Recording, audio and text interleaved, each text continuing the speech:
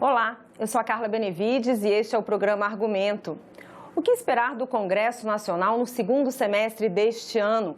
Semestre que tem eleições, Copa do Mundo, mas também uma extensa pauta de votações de medidas provisórias, projetos de lei, vetos presidenciais e também indicação de autoridades que precisam ser sabatinadas pelos senadores. É sobre esse assunto que eu vou conversar agora com o líder do governo no Senado, o senador Carlos Portinho.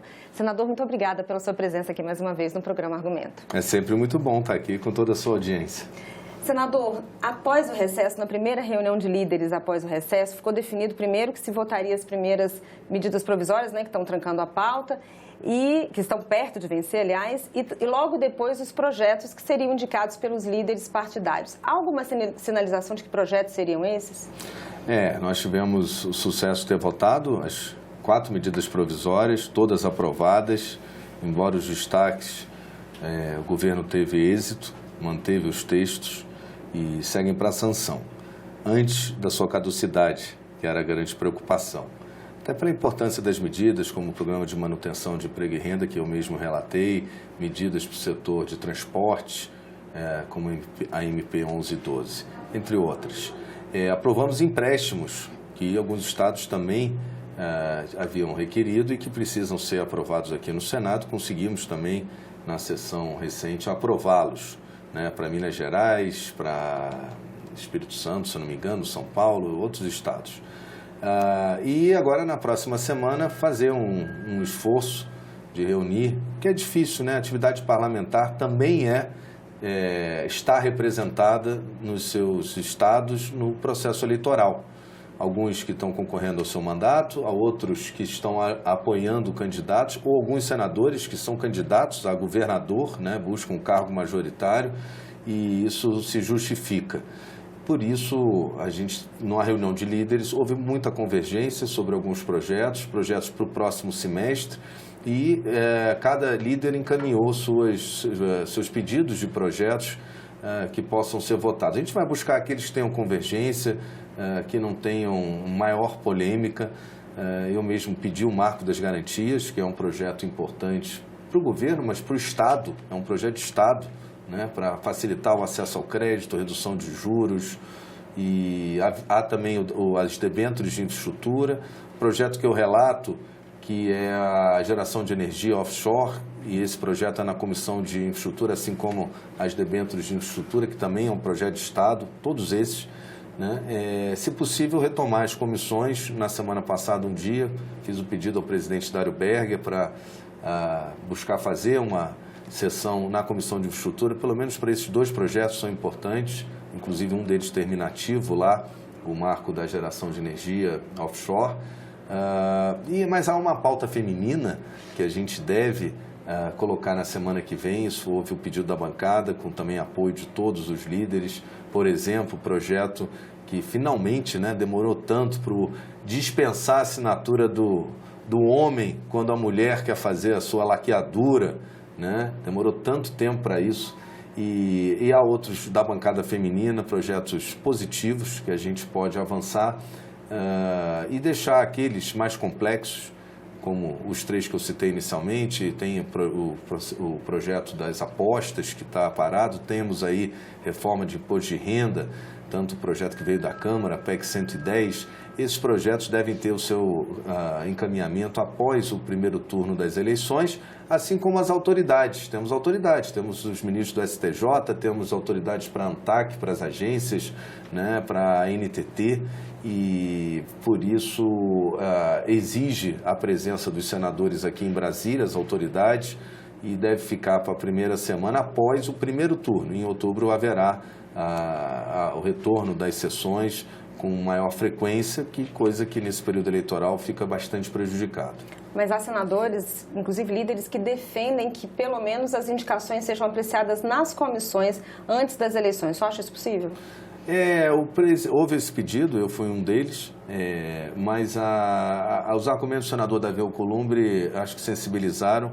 O presidente Davi Alcolumbre, o senador Davi Alcolumbre é o presidente da CCJ e ele está na disputa do seu próprio mandato, da sua reeleição, e são autoridades, É importante que o presidente da CCJ esteja presente para essas sessões, argumento que nos sensibilizou e o compromisso do senador Davi Alcolumbre para que após o primeiro turno, na semana seguinte, do dia 4, a gente possa avançar na CCJ com a sabatina das autoridades. Senador, e vetos? Vetos presidenciais. Há vários vetos pendentes de apreciação. A gente tem aí a questão do veto que foi colocado pelo presidente que criminaliza, né, no projeto que criminaliza a disseminação de fake news, a questão do direito de manifestação, também a gratuidade do despacho de bagagem. Há espaço nessa agenda antes das eleições para se votar, para apreciar vetos? Antes do recesso, nós conseguimos um esforço muito grande do senador Eduardo Gomes, nosso líder no Congresso Nacional, encaminhar a votação de diversos vetos em projetos que aguardavam, como a Lei Paulo Gustavo, que conseguimos, com a anuência do governo Bolsonaro, derrubar o veto com a sua própria anuência, projeto da Lei Aldir Blanc, dentre outros que aguardavam, além desses que você falou, pendentes poucos, como também posso acrescentar o Marco das Ferrovias, que é um projeto também estruturante, importante, projeto de Estado, né, e que tem tido uma demanda muito grande pelas autorizações. Então, acredito que durante o processo eleitoral é difícil, porque é importante a articulação para ou derrubar ou manter os vetos entre os líderes, entre os parlamentares do Congresso Nacional, e isso deve ficar para também após as eleições. Mas não me preocupo porque adiantamos, digamos assim, o serviço bastante antes do recesso do parlamento. Desses que a gente comentou, senador, principalmente esse da bagagem, houve aqui uma mobilização muito grande, tanto no Senado como na Câmara, para que a bagagem voltasse a ser gratuita, o despacho da bagagem. Só acha que há uma tendência, tanto nesse quanto, por exemplo, na questão das fake news, de haver a derrubada do veto? Olha, o projeto das bagagens, eu acredito que ele deva ser mantido, o veto, porque a gente deve pensar não de forma demagógica, e às vezes um período que precede as eleições é muito natural, né? A gente quer dar o benefício para a população e às vezes o efeito é contrário. O projeto das bagagens, na minha opinião, ele faz com que quem não viaja de bagagem pague por aquele que está viajando de bagagem, né? Então, isso tem que ser debatido mais profundamente, o momento é agora, com o veto presidencial, né? Projeto e outros vetos que foram colocados, a gente vai ter essa oportunidade, são poucos, são bem menos do que havia uma fila grande, e a gente teve esse esforço com o líder Eduardo Gomes, nosso senador, e conseguimos aí aprovar ou derrubar ou manter a maioria dos vetos pendentes. Agora restam poucos. Senador, reforma tributária, o projeto das armas, isso só para o ano que vem? A reforma tributária, aliás, é a máxima, né? Dizem que o melhor momento é o primeiro ano de governo. Eu acho que a gente, tenho dito isso, a gente caminhou muito, tanto no projeto que veio da Câmara, que reajusta a tabela do imposto de renda, traz ali a cobrança de imposto sobre dividendos, né, das empresas. Isso aí talvez a gente tenha que conversar um pouco mais, qual é o limite, qual é o piso, na verdade, a partir de quanto arrecada uma empresa para que ela tenha que pagar, para que a gente não sacrifique o médio e o pequeno empresário. Isso é uma preocupação, mas acho que é um ajuste fino. Esse é um dos projetos que tem boa vontade do governo em negociar com o Senado um melhor texto, e acho que esse pode avançar, se não ainda esse semestre, certamente no início da próxima legislatura.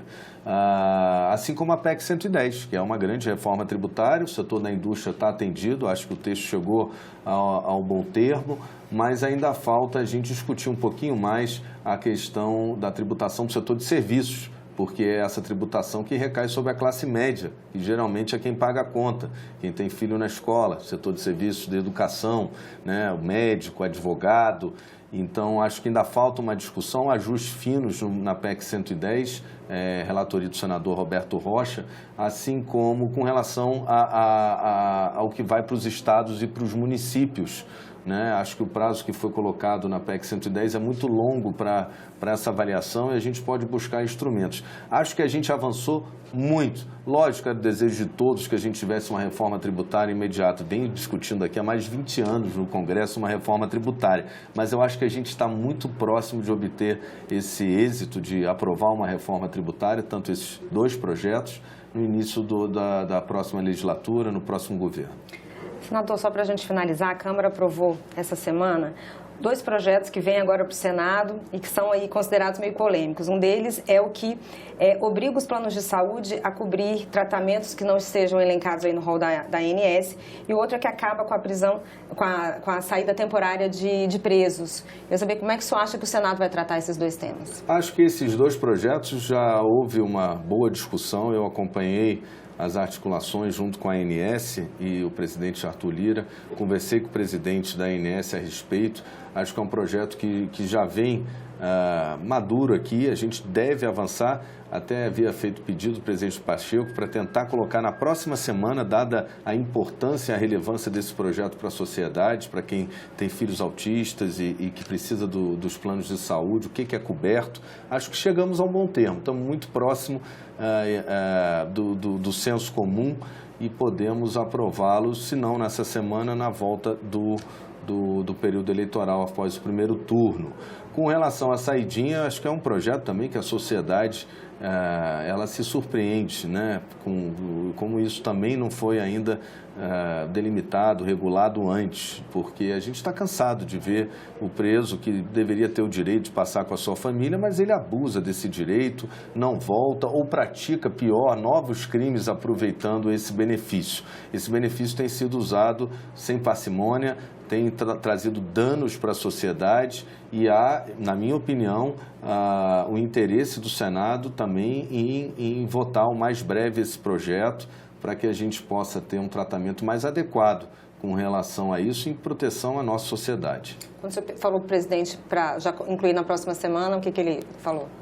Não, ele escutou, está lá com ele sabe conduzir, vamos esperar a relatoria, a designação, temos aqui bons senadores, o senador Romário, que é um senador dedicado a essa causa, temos o senador Nelsinho Trade, que é um médico, um senador que tem grande articulação dentro da casa, certamente pode enfrentar, tem o senador Otto, está em campanha, não sei se prejudica, mas certamente imagino que ele possa ter interesse. Temos bons nomes para relatar aqui no Senado Federal, o senador Pacheco vai saber escolher e de preferência seja o mais breve, que a sociedade espera essa resposta do parlamento. Tá certo, senador. Muito obrigado por mais uma vez estar aqui conosco. Muito obrado, Carla. Sempre um prazer estar aqui. E eu agradeço a você também que nos assistiu. Esse programa já está disponível no nosso site, senado.leg.br/TV e também no nosso canal no YouTube. Obrigada pela sua audiência e até o próximo argumento.